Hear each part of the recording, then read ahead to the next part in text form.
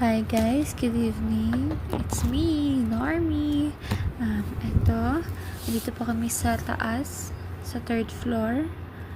Ayan, pahangin-hangin lang ang peg. Payasayas ng buhok. Sino ka dyan, girl? Ayun, tapos, sobrang hangin talaga dito sa Saudi. Hindi ko alam. And then, binabalik ko na naman yung cup kasi sobrang hangin.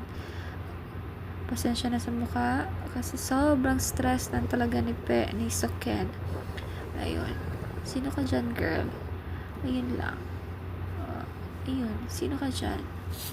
Ayun. Kinuha ko na naman yung phone. Pakit-cute lang ang peg. Sino ka dyan? Ay!